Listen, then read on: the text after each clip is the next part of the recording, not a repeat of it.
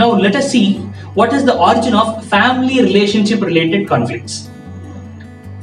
It can be father and mother fighting, or it can be lovers fighting, or it can be husband and wife fighting, father and son fighting, mother and son fighting, mother and daughter fighting, brother and brother fighting, brother and sister fighting, in-law fighting.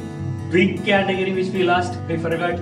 Likewise, there are so many different relationship conflicts which we are facing in almost every family, without doubt, right? We all are, in that way we all are same. No caste, no creed, no religion, no language, nothing stops us. All the family around the globe are fighting among each other, because at the end of the day, the problem is not about what differences we have, but what similarity we have. And that similarity is our mind and buddhi, manas and buddhi. Origin of all these relationships can be defined into two categories. One is called freedom. In every conflict, any relationship conflict, one person will say, my freedom is lost. Father will say when he is getting older, or son will say when he is very younger. The same way, one or the other. Husband will say my freedom is lost, or wife will say my freedom is lost. Brother will say my freedom is lost, or sister will say freedom is lost. This will be one side issue. The other side issue is expectation. I expected this from you and you didn't do. I thought you will study well. I thought you will become a doctor. I thought you will become an engineer. I thought you will cook well. Correct. In one or the other way, there will be expectation in any fight. You call it any fight, there will be expectation in one person, definitely. Minimum 2% expectation. Obviously, it will be a bigger fight. But at least one expectation, one side to pakka hota hai. Somebody will get, disappointed, because that disappointed person will have some expectation on the other person. Why can't you take care of your health? That's also at the end of the expectation. You can call it love, you can call it care, but expectation. Because without these two, no conflict can happen. If a person doesn't have expectation on others, and if a person doesn't think that I can't do what I want to do, then no conflict can happen in family relationship for sure. You name it, pakka these two or any of these two will be there. Now, what are these two? Freedom and expectation. Can you, understand these two little more deeper? Freedom. What is freedom? Freedom is a very simple term, right? Freedom, 50-50 freedom in politics, women and men. That's what people say today. But forget that type of reservation and that type of freedom. We are talking about freedom in decision making. I want to have coffee. I want to watch Hollywood movie. I want to watch cricket. I want to eat this food. I don't want to get up tomorrow morning. I don't want to get into this profession. I want to have my own free time, to name it. At the end of the day, all these want decision, want freedom is connected with the decision making, correct? I want to decide what I want to do. I want to do what I want to do. That doing or deciding for that action is called buddhi. In Shastras, in Indian scriptures, they say Nischayatmika buddhi. Nischaya means a decision. Nischayatmika buddhi. Buddhi is nothing but the one which decides. So whenever there is a decision making is happening, your buddhi is involved, your intelligence is involved. So decision making ability is directly connected with freedom. So if there is a problem with the freedom, then there is problem with the buddhi. There is no space or no possibility of buddhi's execution. My buddhi says I want to eat palak paneer.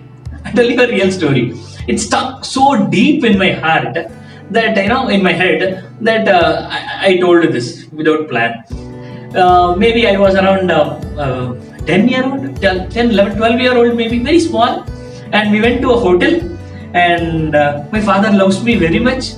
And once we all sat there, my father told, let's order, what do you all want? Let's order.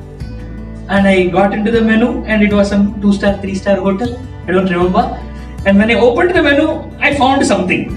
Palak paneer. I don't know what is palak. But I said, the name is catchy. So I said, one palak paneer. And my father looked and said, it's dinner. no palak in night. And I got offended.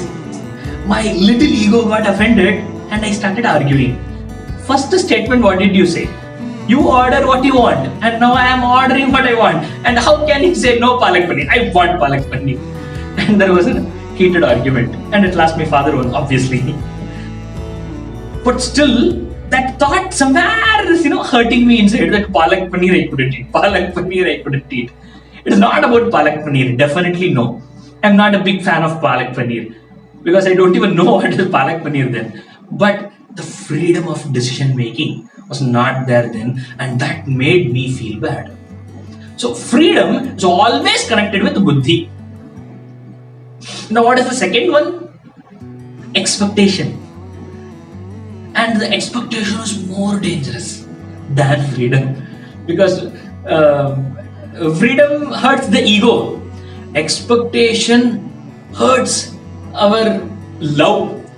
It disturbs the relationship more badly. I expected you to do that and you didn't do. You have more potential than this. You can do it. I was crying and you didn't say a single word.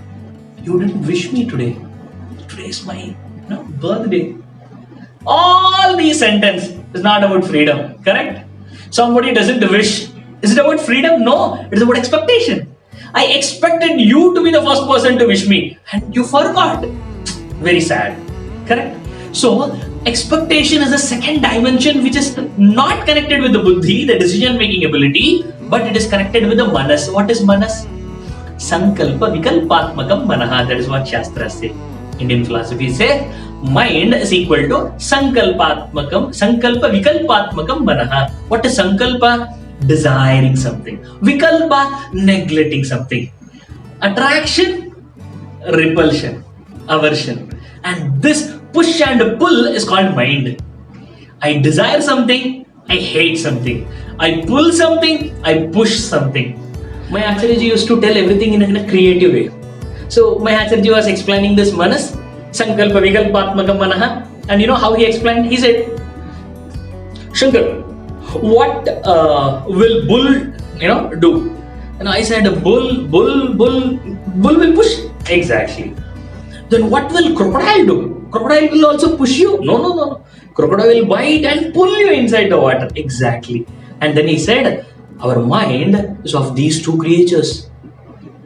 When you pull something like a crocodile, that means you like it, raga.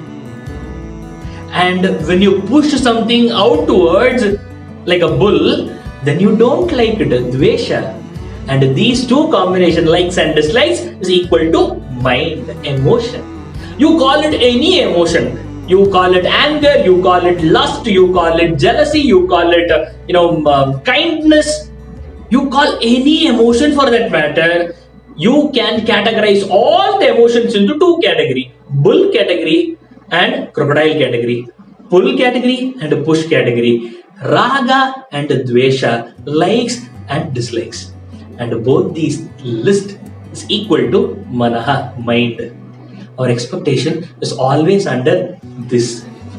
So, every conflict, every inter and intrapersonal conflicts happen only because of these two reasons: freedom, and the second one is expectation.